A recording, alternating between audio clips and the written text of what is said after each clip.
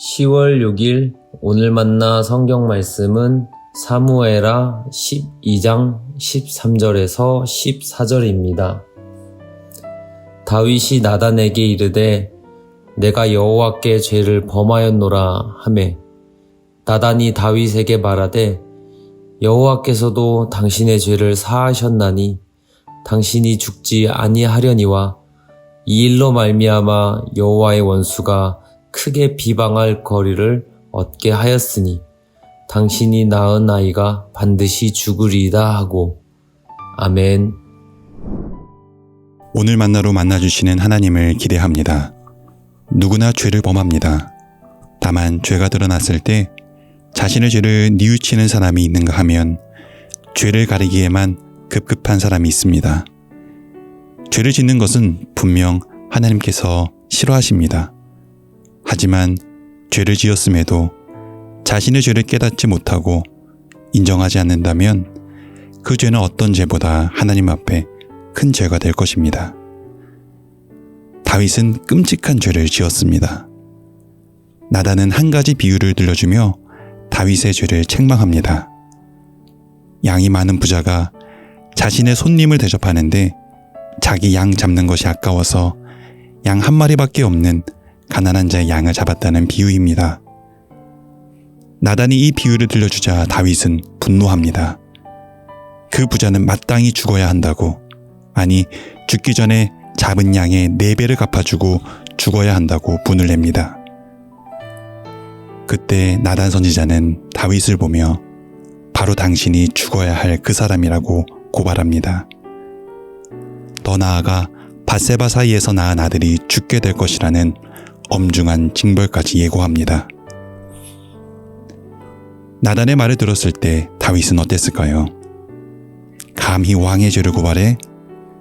내가 죽어야 한다고? 내 아들이 죽는다고? 자신의 과거를 폭로한 나단을 감옥에 집어넣었던지 우리아를 죽였던 것처럼 나단을 죽이고 싶지는 않았을까요? 그래야 자신의 죄도 가려질 수 있을 테니까요. 하지만 다윗은 나단을 감옥에 넣지도 죽이지도 않습니다. 자신의 죄를 변명하지도 합리화하지도 않습니다. 다윗은 이렇게 고백합니다. 내가 여호와께 죄를 범하였노라. 성경이 말하는 온전한 사람이란 어떤 사람일까요? 죄 짓지 않는 사람일까요? 성경이 말하는 온전한 사람은 죄 짓지 않고 흠 없는 사람이 아닙니다. 오히려 죄가 없다 말하는 것은 자기를 속이는 것이고 진리가 우리 속에 없다는 것이라고 성경은 말합니다. 온전한 사람은 하나님과 사람 앞에 늘 죄를 범하지만 그럼에도 불구하고 말씀 앞에서 자신의 죄를 깨닫고 그 죄에서 돌이킬 줄 아는 사람이 온전한 사람입니다. 다윗은 밧세바를 탐하고 남편 우리아까지 죽인 끔찍한 죄를 저지른 죄인입니다. 그럼에도 불구하고 하나님께서는 다윗을 버리시지 않으십니다.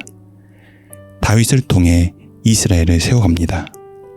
왜냐하면 다윗은 하나님과 사람 앞에서 자신이 어떤 죄를 지었는지 그 끔찍함을 깨닫고 인정할 줄 알고 돌이킬 줄 알았던 그 온전함이 있었기 때문입니다. 하나님을 사랑하는 사람, 하나님을 의식하는 사람은 죄를 짓지 않는 사람이 아닙니다.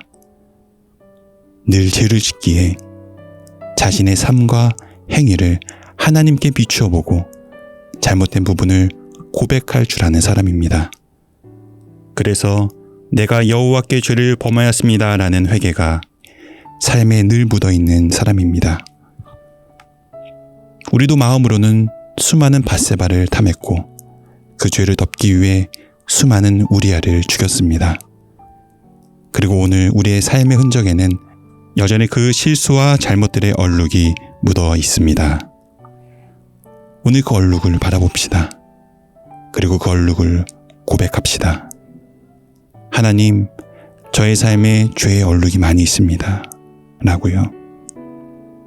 오늘 경건의 시간을 통해 묵혀두었던 나의 죄를 바라보고 회개하는 은혜가 우리에게 있을 때 하나님께서 우리를 더욱 온전하게 세워가 주심을 믿습니다. 기도하겠습니다. 하나님, 저희들이 지은 죄를 저희가 알지 못하고 인정하지 않을 때도 있습니다. 기도와 말씀을 통해 날마다 저희의 죄를 깨닫게 해주시고 돌이킬 수 있는 은혜를 더하여 주옵소서. 예수 그리스도 이름으로 기도드립니다. 아멘.